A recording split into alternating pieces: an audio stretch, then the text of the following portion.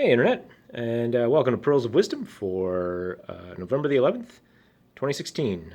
Remembrance Day here in Canada and Veterans Day for our neighbors to the south. Before I begin, I just want to acknowledge our veterans who have given a lot of themselves in the interest of protecting our values and freedoms. And frankly, just want to quickly sort of recognize that this goes for people on all sides of war and conflict, whether they be enemies or allies.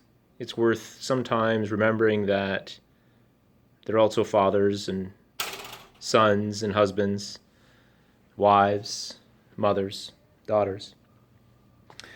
And while not everyone perhaps plays for the same team or holds the same values and beliefs, I suppose it's worthwhile just recognizing that while values and beliefs may be different, everyone's fighting for something they believe in. Anyway, I'll leave it at that for now. But it seems fitting and somewhat apropos to talk about something that we continue to see in the neck pain field in particular, and I'm quite certain this would be the same in other fields as well. And that has to do with the differences between traumatic and non-traumatic pain. Now, before those from the sort of pain science field get all up on me about, the fact that there's a fairly limited relationship between trauma and pain, I get that, believe me. My point is that for people who nominate a traumatic cause as the onset of their neck pain, we are seeing consistent differences in potentially clinically important ways from those that nominate non-traumatic causes. So I'm thinking of things like degenerative change or postural syndromes, that kind of thing. When it comes to, in particular, affective or cognitive scales, but even sensory hypersensitivity and that kind of thing, that there are clearly differences between traumatic and non-traumatic causes of pain. And this isn't just our lab showing this. Many people, colleagues and collaborators have seen the same thing, whether that be in terms of recovery trajectories or neck-related disability scores. I mean, even in the cases where the pain intensity is the same, there are other important differences between traumatic and non-traumatic neck pain groups. And so here's why I think this is maybe important, and something sort of my food for thought bit for today is maybe it's going to turn out that as we try to classify or subgroup some of these clinical conditions, traumatic versus non-traumatic may come out as a potentially important method to classify things. I think another important consideration is that for any of those tools that we use that have a known cut score, so let's say, for example, let's choose the pain catastrophizing scale. So many people who use the PCS will recognize that there are potentially important cut scores that have been published.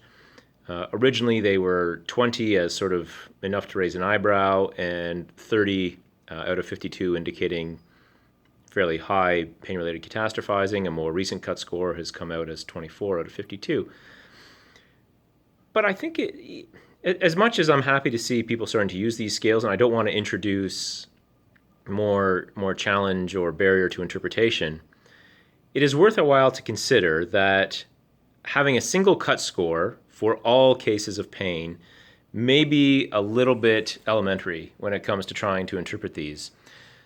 That because we see, for example, that people with traumatic neck pain tend to rate on average higher PCS scores than do people with non-traumatic neck pain, if we recognize that, then perhaps we need to have a different higher cut score for traumatic causes than we do for non-traumatic causes before we say this person is, let's say, a high catastrophizer.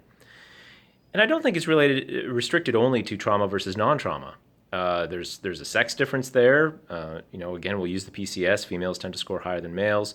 There's a race difference or ethnicity difference, and I know that's a bit of a hot button topic these days, but certainly the evidence is out there that for a given stimulus, different ethnicities will rate different in terms of pain intensity or pain-related cognition, such as catastrophizing. And so again, maybe our cut score to consider somebody as, let's say, a high catastrophizer needs to be set higher for females than it does for males. And so that's something that we're continuing to work on here, and I know, and I suspect others are trying to work on as well. That as we now see more introduction of some of these standardized patient-reported scales, whether they be outcome measures or whether they be diagnostic or screening tools, it's worth a while to consider that a single score may not be the right way to go. And hey, you know what? I'm going to make the same comment around things like minimum clinically important difference as well. I truly believe that MCID or CID is not consistent across the entire breadth of a scale. That it's probably smaller at the extreme ends of a scale than it is in the middle. And I know I've recorded a previous vlog on that very point.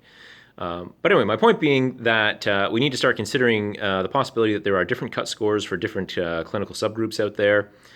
And this doesn't have to be hard as we move towards a world of more integrated technology into rehab. We can have the machines tell us what the scores are and what they mean. So anyway, some food for thought for today.